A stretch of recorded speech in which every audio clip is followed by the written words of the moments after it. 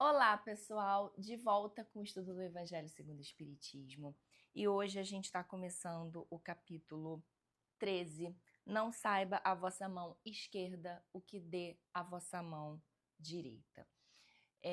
Lembrando sempre, né, de fazer antes de começar o estudo, de fazer uma prece, uma leitura de harmonização, para que possamos estar imersos nas melhores vibrações, recebendo os esclarecimentos e as intuições necessárias nesse estudo que a gente faz aqui agora, tá? E aí, eu vou começar falando com vocês uma das dúvidas que eu tive, né, quando eu comecei a fazer esse estudo. Que já começa uma confusão, né? A gente nunca lembra. Não saiba a vossa mão esquerda o que dá a vossa mão direita, ou não saiba a vossa mão direita o que dá a vossa mão esquerda, né? E aí eu falei assim, gente, mas por que a mão direita e por que a mão esquerda?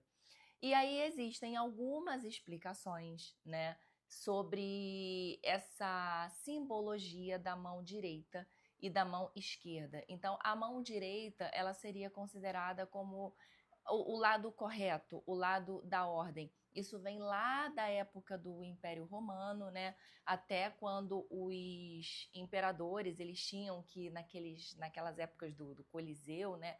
Eles tinham que escolher se o gladiador no final, né, ele morria ou não, tinha aquele símbolo de fazer assim ou assim, era com a mão direita.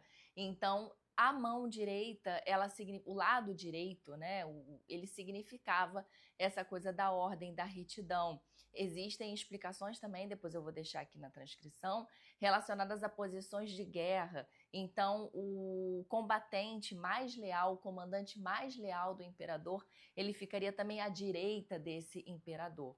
Então, o que ele está dizendo aqui é que não saiba a vossa mão esquerda, como se fosse o lado errado, o lado do ego, o lado da vaidade, o que dá a sua mão direita, que é o lado do sentimento puro, do sentimento genuíno da caridade, né? Então, só por essa explicação, a gente já consegue entender do que vai falar o tema de hoje, né? Que seria: não deixe que o ego e que a vaidade atrapalhem o nosso sentimento de fazer o bem, a nossa vontade de fazer o bem. E ele vai colocar aqui o trecho do Evangelho de Mateus, né, capítulo 6, versículo 1 a 4. Ele vai colocar um trechinho do Evangelho no qual ele fala do barulho que as moedas faziam quando caíam nos receptáculos das doações, que ele fala das trombetas. Trombetas por quê? Esses compartimentos onde eram colocadas as doações, elas tinham um aspecto parecido, eu vou deixar uma imagem aqui também, elas tinham esse aspecto parecido com uma trombeta, com um instrumento musical mesmo, né? E quando essas moedas caíam, lembrando que eram moedas, né, não eram notas, quando essas moedas caíam nas trombetas, elas faziam barulho. Então, quanto mais moedas eu desse, mais parecia que eu estava doando. O que isso quer dizer? Fazer barulho com a minha doação. É mais importante que as pessoas saibam o que eu estou fazendo do que a intenção que eu estou colocando ali. E isso, pessoal, não vale só para uma doação financeira. Isso também vale para qualquer doação, para qualquer atitude no bem que nós façamos. Às vezes, não sei se vocês já estiveram nessa situação, eu já estive, né? Porque a gente está errando o tempo todo, mas o importante é perceber o nosso erro e tentar melhorar. É, Ajudar alguém, você realmente quer ajudar alguém, mas você faz questão de falar que você ajudou. Você faz questão, mesmo que de modo disfarçado, que ele vai falar isso aqui depois, mesmo que de modo disfarçado, você fala assim: "Ah, eu não tive como, né? Fulano estava precisando de ajuda, eu fui lá e ajudei".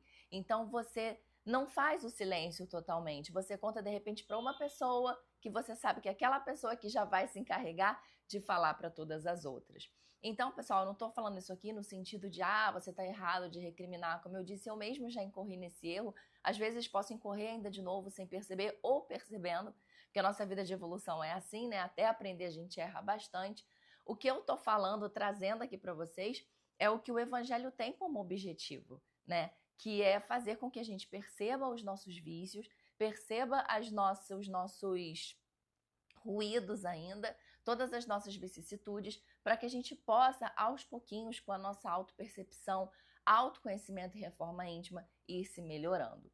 Então, esse estudo de hoje, que é o item Fazer o Bem Sem Ostentação, ele vai compreender os itens 1, 2, 3, 1, 2 e 3, porque o 4 já é infortúnios ocultos que a gente vai ver no próximo vídeo. Ele vai falar disso, né? Ele vai falar que a gente tem que tentar fazer o bem sem ostentar, que a gente tem que tentar fazer o bem preocupado com o bem de verdade e não se alguém vai saber o que a gente fez e não com uma promoção. Isso é muito comum também em ambientes de trabalho, onde você busca conseguir um lugar melhor, onde você busca conseguir ser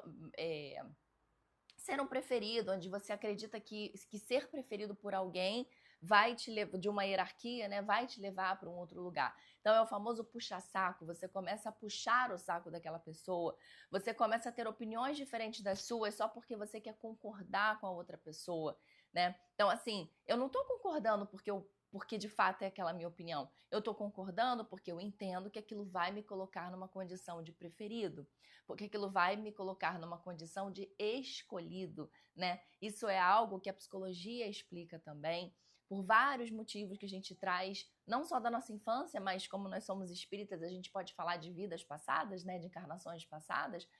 Nós temos várias razões para o tempo todo queremos ser aceitos, estamos querendo o tempo todo ser acolhidos, preferidos. É o nosso ego ali mais uma vez gritando: me escolha, eu quero ser o preferido.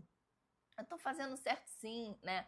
E muitas vezes por conta desse comportamento é que nós vamos deixando o nosso ego, a nossa mão esquerda, como ele fala aqui, ver o que está fazendo a nossa mão direita. Ele vai falar também de pessoas que preferem ajudar em grandes catástrofes, em grandes situações, porque, claro, isso dá mais visibilidade do que problemas pequenos ou situações simples que poderiam ser resolvidas dentro da própria casa, mas que isso não acontece, né? Então a gente teve um exemplo alguns anos atrás, a tragédia lá de Porto Alegre, quantas pessoas se mobilizaram, quantas pessoas disponibilizaram barcos e jet skis e alimentos e coisas afins para ajudar essas pessoas. E eu não estou aqui dizendo que fizeram exatamente para ter algum interesse, mas eu só estou chamando a atenção que às vezes a gente se mobiliza para uma coisa grande e tá tudo bem também, esquecendo de que dentro da nossa casa, dentro do nosso trabalho, existem coisas pequenas, não tão pequenas, né, mas mais simples e menores para serem resolvidas. Mas será que isso vai dar alguma visibilidade? Será que alguém vai saber do que eu estou fazendo? Então, se ninguém sabe do que eu estou fazendo, não tem graça o que eu estou fazendo, né?